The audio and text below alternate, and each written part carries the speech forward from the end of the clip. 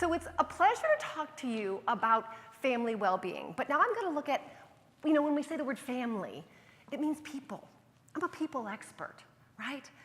And when you look at your organizations, in fact, on your vision statements, when I walk into an entryway of a corporation, no matter how big, it says, our people are our difference, right?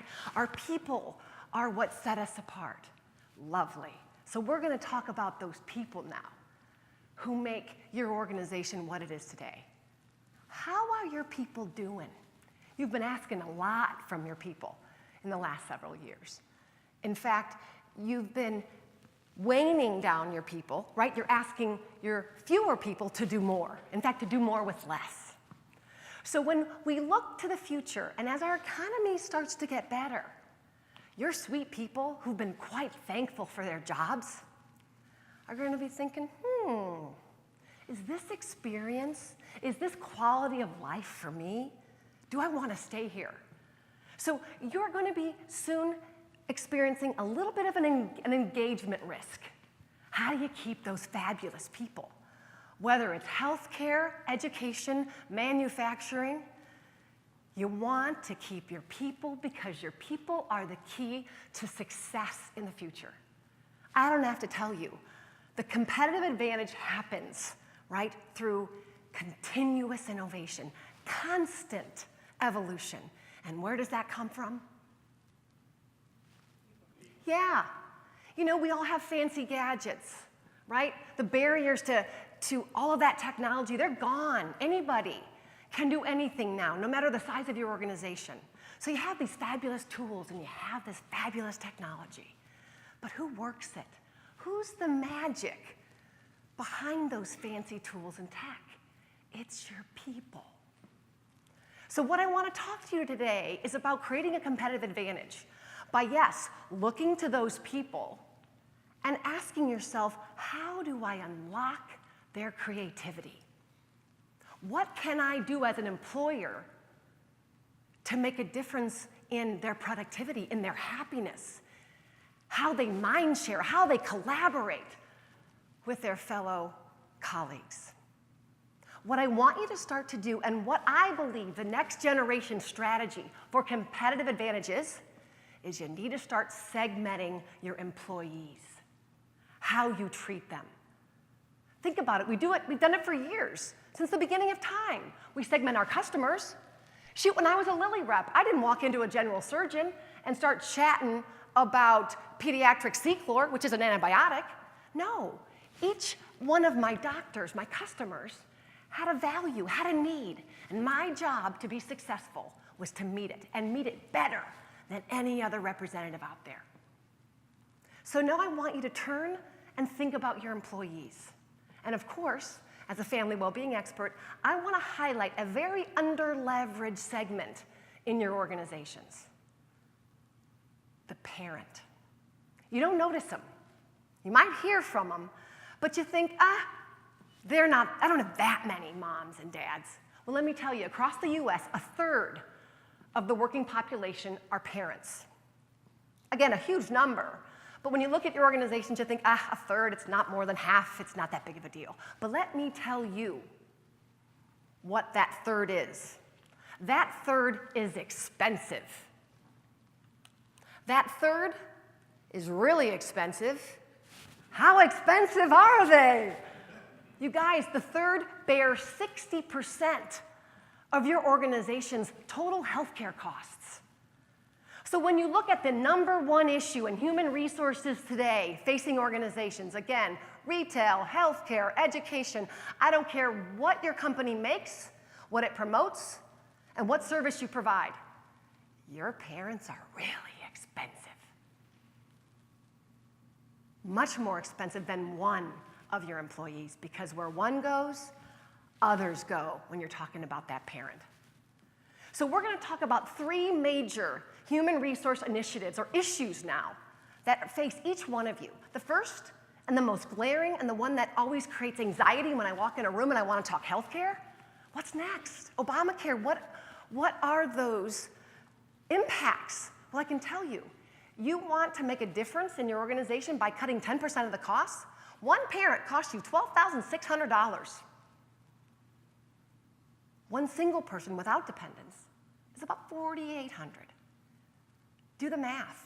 You don't start to meet the needs of this critical under-leveraged segment in your organization, you're leaving money on the table. Second, oh, did I just go back? Gosh, I'm not good at this. Here we go. Second, when you look to your key leader age, and the next HR initiative or issue I want to discuss is engagement, attracting, retaining, increasing productivity. Who are the people in your organizations as the economy gets better that you want to keep? Because you don't want to keep everybody, right? You want to keep those producers. In fact, you really want to keep that key leader age employee. The ones that have been sitting on the bench looking for more work, stepping up, and you want to put them on. You want to put them in. You want to give them more responsibility, more leadership. Guess who those people are? The 35 to 44, that key leader age, 64% of them are parents. So when you're asking more from them at the office, more from them in the schoolroom, more from them in the surgery room, guess who's asking more from them when they walk in the door at home? Their children. They're being pulled. And they're extremely valuable to you and to their families. The next human resource initiative I want to talk about, or imperative now, is women in leadership. Man, if we don't read an article or out in the media every day hear about opting out, off-ramping, and leaning in, then it isn't a Monday, Tuesday, Wednesday, Thursday, or Friday, because those are issues we're talking about. We want more women in leadership. All of us do. Men and women, organizations are working really hard. This hasn't been overlooked. There's been all kinds of programs of mentoring. And in your organizations, you know what you've done, and you haven't turned a blind eye. You're working towards it. But guess what? Let me just tell you, when you look at off-ramping, obviously women are off-ramping more than men. But look at that fast-driving car up there with room in the back for people. The difference between women, when you look closer, there's women, there's moms, and non-moms. And the moms are the one at 43% who are off-ramping. And guess what their number one reason why they left work is? Yell it to me. Yeah, you bet. Family. The bottom line is, I want to be successful at work, but not to sacrifice my family. My family is the most important thing to me. With Sheryl Sandberg's book, Lean In, I love it. Raise your hand, come to the table, I get it. But guess what? We need a solution to help moms raise their hands and come to the table, because quite frankly, they're too dang tired. They don't have the energy to grab a chair and skimmy up to that table. Does that make sense? Are you nodding your heads? You get it, right? So how do we set your employee base? Because again, you are the leaders of your organization. What you think, how you feel, what you do, your decisions you make send a powerful message to your organization. How are we going to inspire your population of working parents to dive in at work? We're going to set them up for success in their family life. So when we look at how parents are feeling, a lot of you might be thinking, oh, listen, lady with the 7 kids, I do a ton for my working parents. We have flex time. I do things like concierge services. We have on-site childcare. And it's amazing what you do. Let me tell you, with the organizations that I work with, and these are global companies, where companies are providing things like flex, concierge, childcare. So I always say where they're mitigating when home and work collide, work-life benefits. They're doing the best they can. But the one area where organizations have forgot to look, where there's no development, is in family life. You're strengthening them at work and where work and family collide, but not in their family life. Again, where their heart lies, where their greatest treasures sleep each night.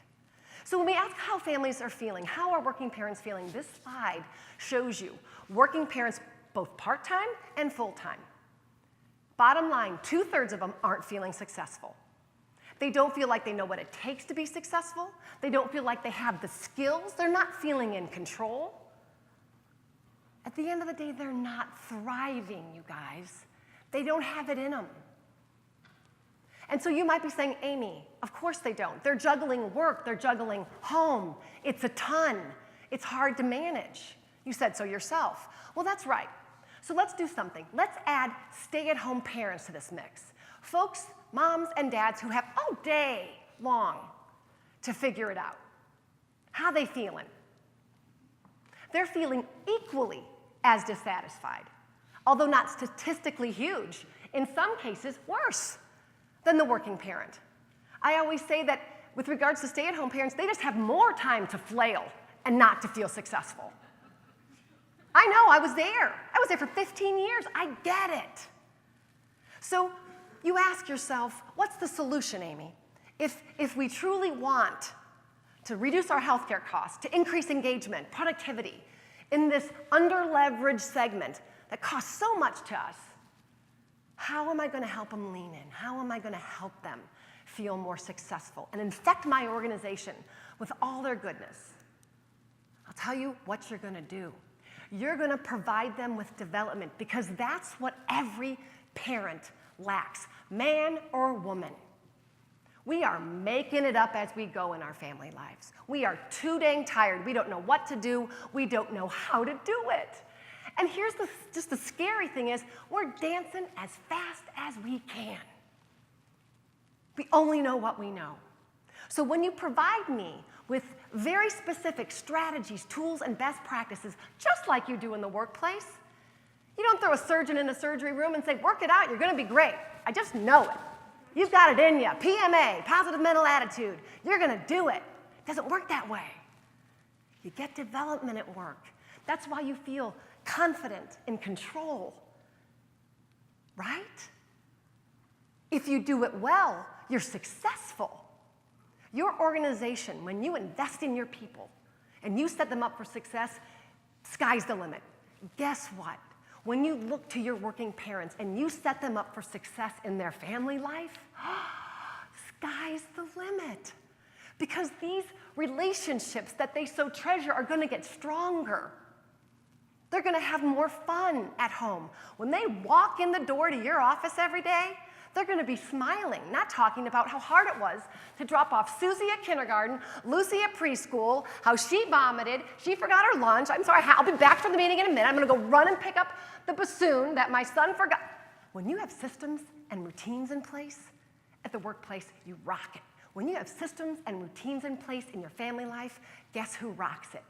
You do, and so do your kids. That's the secret, is they start to thrive academically, socially, and in life. That's our goal as we love, guide, and nurture our children. So what does that do for you when you set your working parents up for greater success? Again, you reduce your healthcare costs. You increase engagement. You have an organization. Remember, they are all about their families, but when you've got them all day, I always tell a CEO when I sit across a table or someone high up in an organization, you have the best hours of that mom or that dad's day. You owe it to them to set them up for success when they go home at night. Our most valuable, the most important profession we are going to have, if you're a parent, dang it, it's your family.